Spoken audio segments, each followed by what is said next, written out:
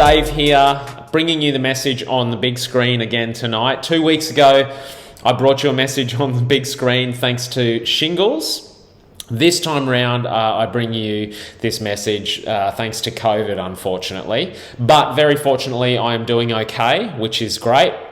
And just the fact that we have technology and we're able to do this sort of thing is a really exciting and good thing at this time. The other bonus is that I don't have the bung eye that I had back when I spoke with shingles. So that is a bonus. I don't look like a character out of the Lord of the Rings, or at least I hope I don't.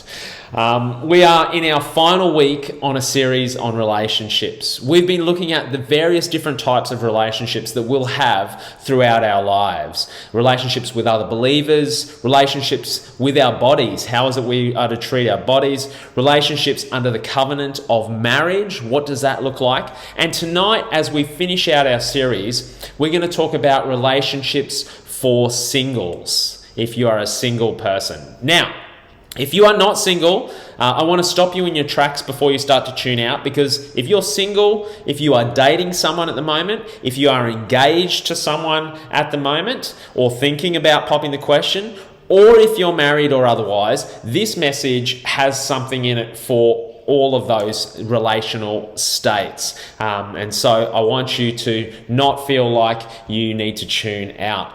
I've personally been in each of these relational states. Here's a few examples. Here is single Dave on the screen. Look at those beautiful little baby-like cheeks, right? The next one along is Christmas time, and there's dating Dave with my lovely girlfriend at the time, Cherie. Next one along is engaged Dave. Note to those of you who may plan engagement parties in summer, or engagement parties, do not do so in summer. That was a 40-degree night. And then finally, it is married Dave right there. No, that's not married Dave at all. This, however, is married Dave. That's better.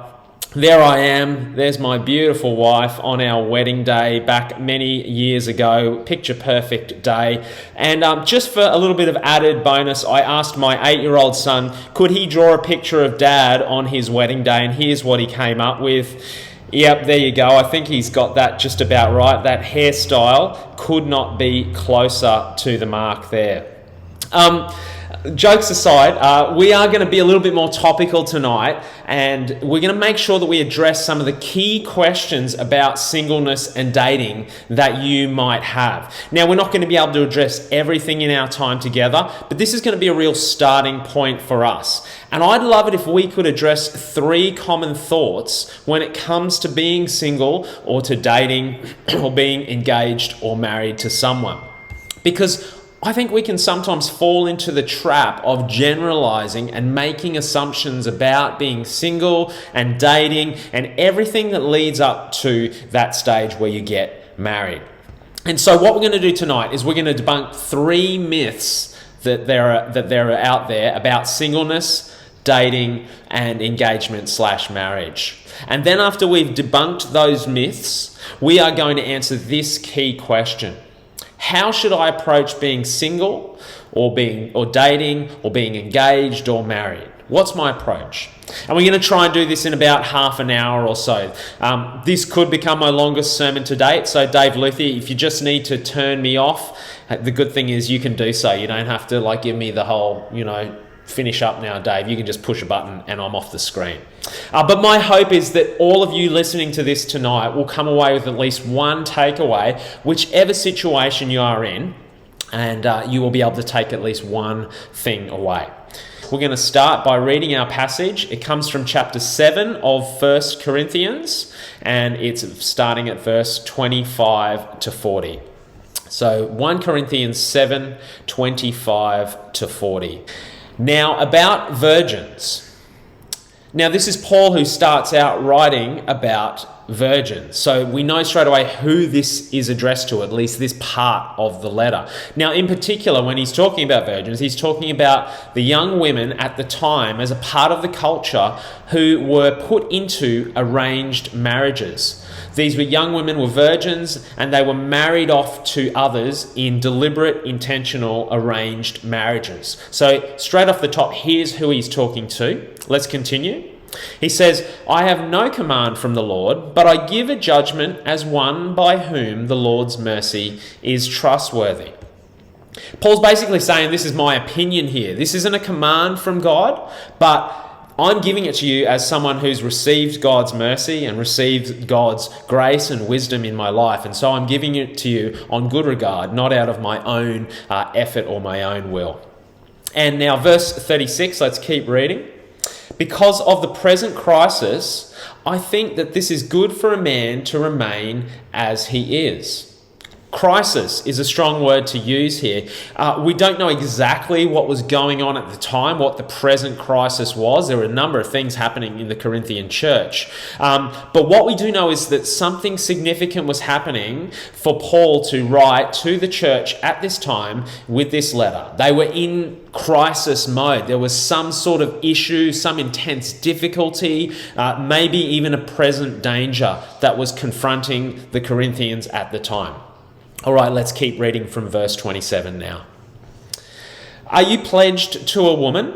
Do not seek to be released. Are you free from such a commitment? Do not look for a wife. But if you do marry, you have not sinned. And if a virgin marries, she has not sinned. But those who marry will face many troubles in this life, and I want to spare you this. What I mean, brothers and sisters, is that the time is short. From now on, those who have wives should live as if they do not. Those who mourn as if they did not. Those who are happy as if they were not. Those who buy something as if it were not theirs to keep. Those who use the things of the world as if not engrossed in them. For this world in its present form is passing away. I would like you to be free from concern. An unmarried man is concerned about the Lord's affairs, how he can please the Lord. But a married man is concerned about the affairs of this world, how he can please his wife, and his interests are divided. An unmarried woman or virgin is concerned about the Lord's affairs. Her aim is to be devoted to the Lord in both body and spirit. But a married man is concerned about the affairs of this world.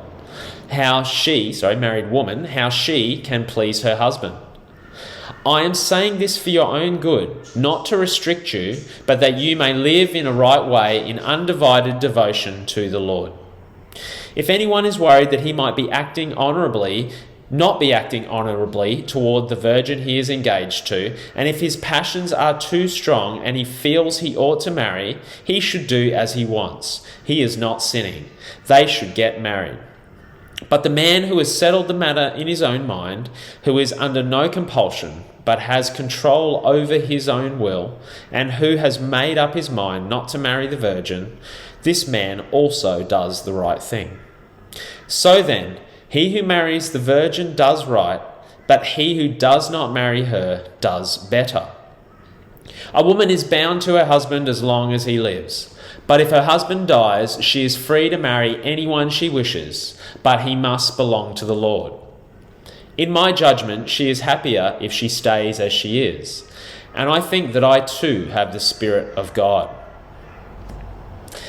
Now, there are a lot of things in these 15 verses to talk about. There's so much going on here in every single verse that I don't know about you, sometimes my head swirls a bit and I don't even know where to start. Well, we're going to start talking or looking at singles and being single and singleness. So let's start there. I don't visit many bookstores these days. I'm not sure if you do either. But Koorong is probably the main well-known Christian bookstore franchise that we have here in Queensland. And these days, if you walk into a Koorong store and you head to the relationships section, there is going to be a plethora of books on relationships. So many, truckloads of them. But the thing about the majority of these books is that they'll often be about one particular type of relationship. Now, I did a web search for the keyword relationships on Koorong's store online. And the first thing to note here, as we put the screenshot up, is that this search yielded 1,624 results. So over 1,500 results for relationships. But here's the first 5 books that came up from that title, from that search. Marriage by Paul David Tripp, The Great Sex Rescue, Outdated, Find Love That Lasts When Dating Has Changed, Married Sex, A Christian Couple's Guide to Reimagining Your Love Life, and number 5 there on the list, An Impossible what? Marriage. Now, I'm sure these are all good books, but what did they all have in common? Well, they're all about dating or marriage when it comes to relationships. There was not one book there that had anywhere in the title anything about being single. And I think that this is actually a real problem when it comes to the church at large today. There's a strong Western church culture that kind of suggests, either directly or indirectly, that marriage is that ultimate human relationship that we need to, as Christians, seek out in life. And the problem with that type of thinking is that it doesn't consider the very real call to being single that some Christians may sense over their own lives. And this is the first myth that I want to debunk tonight, that being single is like having a disease. You know, this is how we might treat people who are single in the church. It's like, you know, if you're single, you've got some kind of disease, you know, we have to cure you of that disease. And the way we do that is by finding you a marriage partner. The answer to your relationship situation is just to find yourself a partner. We'll stop you being single and then you'll be okay. But being single is not a disease. And Paul, the guy writing this letter to the Corinthians, he knows what it means to be single. Now, Paul chose in his lifetime to actually remain single, and he speaks about the value of those who are single in verse 32. He says, I would like you to be free from concern. An unmarried man is concerned about the Lord's affairs, how he can please the Lord. But a married man is concerned about the affairs of this world, how he can please his wife, and his interests are divided. Paul is saying here that there's actually an advantage to being single, and that is that you don't have to worry, in his eyes, about the concerns of the person that you're married to. Now, if you're married, you've made a commitment before God and before other people and before your spouse, obviously, that you will love and serve, emphasis on the serving, them for all the days of your life until death do you part. That's the commitment you make if you are married to someone. And all that serving stuff that happens in marriage, without going into the detail of it, that's not always the simple stuff. Sometimes it can get really messy and complex.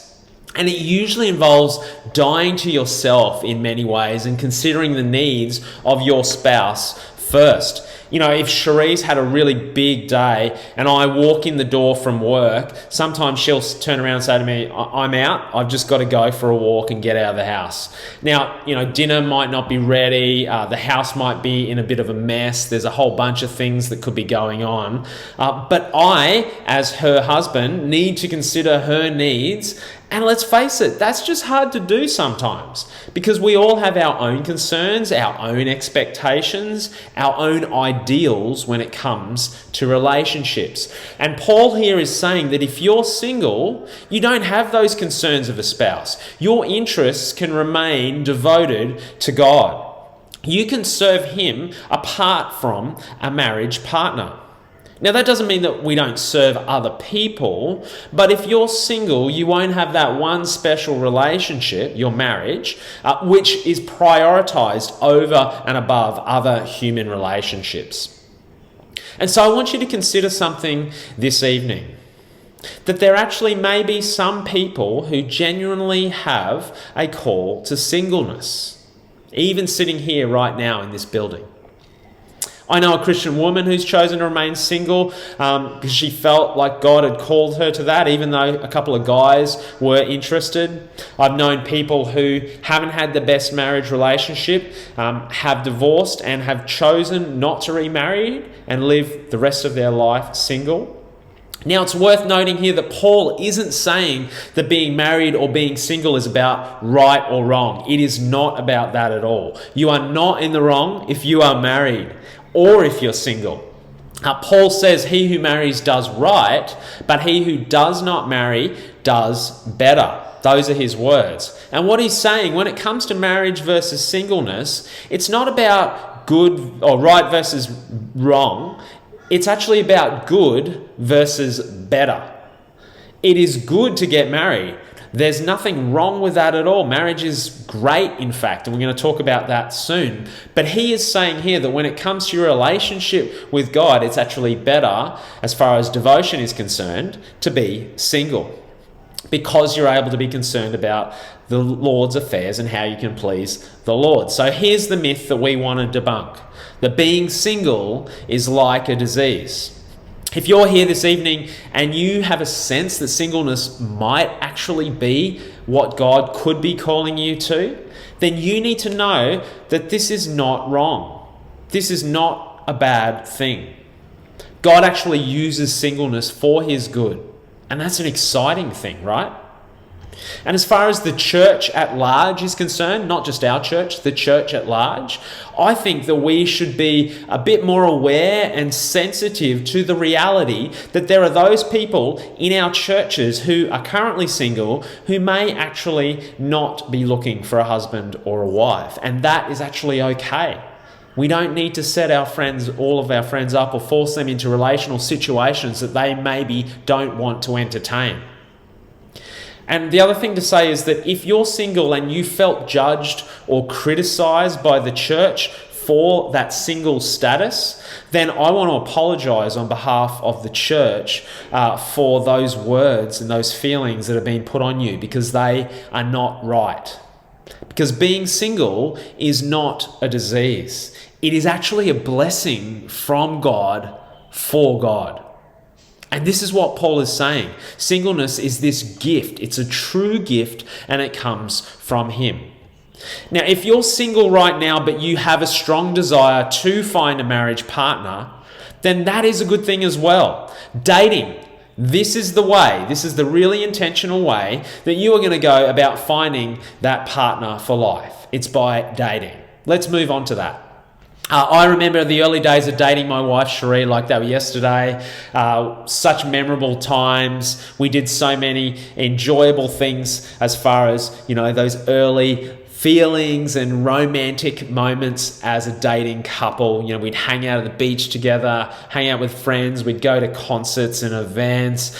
We'd spend hours on the old dial-up phone and punch-in phone with the cable and everything. Sometimes we'd spend so long on the phone that I'd fall asleep on the other end of the line. Those early days were just so beautiful and enjoyable and carefree dating days in many ways. We were wrapped up in each other and focused on ourselves and enjoying these carefree moments and growing our relationship together. But as time went by in our dating relationship, we realized that all those lovey-dovey feelings, they actually weren't going to last forever. And as we got to know each other more and more, we began to see where each other's shortcomings were. And we actually began to see that our relationship as boyfriend and girlfriend, it actually wasn't picture perfect. The shine started to wear off a bit. And then we realized if we were honest about working towards getting married and committing to each other for the rest of our lives, that our dating relationship was actually about so much more than just focusing on each other all the time. And this is the second myth that I want to debunk tonight, is that dating is all about you and the person that you are dating. Now you might be saying, Dave, that's crazy talk. Of course dating's about the two people who are engaged in dating.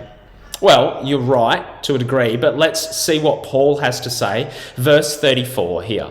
He says, an unmarried woman or virgin is concerned about the Lord's affairs. Her aim is to be devoted to the Lord in both body and spirit. And then later on in verse 35, he says, I'm saying this for your own good, not to restrict you, but that you may live in a right way in undivided devotion to the Lord. Paul's talking here for both unmarried and married people. And the key word that I want to highlight for us is devotion.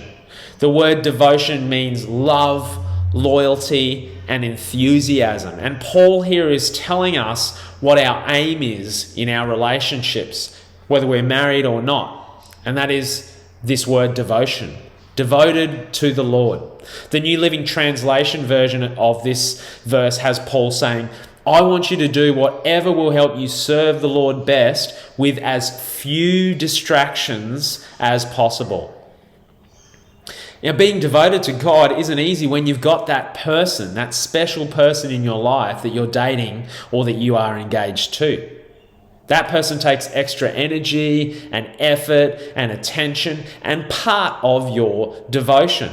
Now, Ash spoke about this last week in the context of marriage, that sometimes we can place or tend to think about relationships, particularly marriage, at a higher position than our relationship with God, whether we're dating, engaged or married. And when that happens, it's actually a really dangerous place to be, because those human relationships can then become idols in our lives that we end up serving. Now, I'm not saying that we should neglect our boyfriends and girlfriends and spouses. I do think this is a pretty clear warning for us to take. And I say this especially if you are dating someone right now, whether it's been for a week or for a year or multiple years, we've got to be careful about how we prioritize dating in the grand scheme of relationships. Because dating is actually not all about you and the person that you are dating. Dating is more about God than it is about your boyfriend or it is about your girlfriend. If we can understand this biblical truth that Paul is telling us here, that our aim is to live that life devoted to God first, then you're going to set yourself up for real success in your dating life. You are going to set the tone for that dating relationship that's centered around God. And that means so many things. It means healthy boundaries. It means realistic expectations between you and your partner. It means that sort of love that Jesus calls us to, that not self-seeking, generous, not proud, not boastful, not arrogant, not envious, all of that stuff. And so that's myth number 2 debunked. That dating is not all about you and your boyfriend or your bae. It is more about God than them. Now, before we go on to the final myth that I want to debunk tonight, I want us to have a quick look at what Paul says to engaged couples in this passage, okay? So if you're engaged, or at the moment, if you're engaged to someone, or you're thinking about maybe popping the question at some point in the future, whether it's a month or a year from now, here's Paul's advice for you. And we're reading in verse 36. He says, if anyone is worried that he might not be acting honourably towards the virgin he is engaged to, and if his passions are too strong and he feels he ought to marry, he should do as he wants. He is not sinning. They should get married. You know, Paul is basically telling the Corinthians that if you can't control yourselves, if you've already got your marriage or arranged and set up and your passions are too great and you feel like you should ought to marry, then that's not a bad thing. Go and get married. Notice Paul doesn't just say, if your passions are too strong and that's it, then go and get married. He says, if you've already come to the decision that this person is the person that you want to marry and spend the rest of your life with, and you're finding it hard from a physical perspective, then the right thing to do is to get married. He gives them an order, the Corinthians, right here. You know, people are getting married so much later in life than ever before. Engagements are getting drawn out longer than ever before, sometimes for years and years. Now, I'm not saying that you should only be engaged for a set amount of time before you get married. There's nothing in the Bible that gives us an exact time frame or exact details as to the perfect amount of time to be engaged for. For some couples, it's going to be a longer time for their engagement. For other couples, it's going to be a much, much shorter time. But this is wise advice that's coming from Paul here. He's a single guy and he's been observing the way that these engaged couples in the Corinthian church have been behaving. The other side myth about engagement to bring up here is this expectation that you will have other key areas of your lives all set up and lined up before you get married. You know, people say, I need to finish my uni degree, I need to get my career job, I need to buy a house, I need to get $50,000 worth of savings in my bank account. When I've done those things, I'll be ready to get married. Well, that's a secular worldview of engagement and marriage right there. When Cherie and I, when we got married, we inherited a bunch of old furniture and we didn't even have a couch to start our married lives together. And the final thing I want to say when we're talking about engagement here is that if you're engaged or if you're thinking about engagement, and that is that you are not on your own. Reach out to others in your dating and in your engagement. Reach out to them for advice. Find people that you trust. It might be a parent, it might be a family member, a family friend, a grandparent, it might be someone in the church. Ask them questions. Run things by them. Marshall Siegel, a writer, he wrote this. He said, after embracing and implying the first and greatest commandment, what is the first and greatest commandment? It's to love the Lord your God with all your heart, all your soul, mind, and strength. After doing that, I have found that the golden rule in dating is this: lean hard on the people who know you best, love you most, and will tell you when you're wrong. Okay, so that's where we're at there with dating and engagement. The final myth is this: that life will be easier when I get married. When we think about weddings, we think about big life events, and that's what they are. You know, thanks to technology, now we're able to create and capture these beautiful, special moments. And if we're talking about mountaintop moments, you know, your wedding day is going to be one of those absolutely precious moments in your life that you will reflect back on and look back on. But behind all the visual beauty and the joy of marriage is the misconception, I think, that's often underlying that life will be easier when I get married. Verse 27 and 28. Are you pledged to a woman? Paul says, do not seek to be released. Are you free from such a commitment? Do not look for a wife. But if you do marry, you have not sinned. And if a virgin marries, she has not sinned. But those who marry will face many troubles in this life, and I want to spare you this. Paul's actually advising the Corinthians here to not get married. And we've got to remember there was a present crisis happening at the time, so keep that in mind. But I want to focus on the end of verse 28 here. Paul says, those who marry will face many troubles in life. Doesn't sound very appealing, does it? Cherie and I went to Fiji for our honeymoon the day after we got married. Amazing spots. And for one of the weeks in Fiji, we actually took this boat out to this small island, and we got to stay on this island in this hut that was overlooking the beach and the crystal clear water, and there was activities to do all around us. You could literally walk from your hut down onto the beach, stick your head in the water, and there was this marine life everywhere. It was just beautiful, this place. But it was about 10 days or so into my married life that I realized I had these feelings. I was a bit agitated at what was happening one day in our communication with Cherie.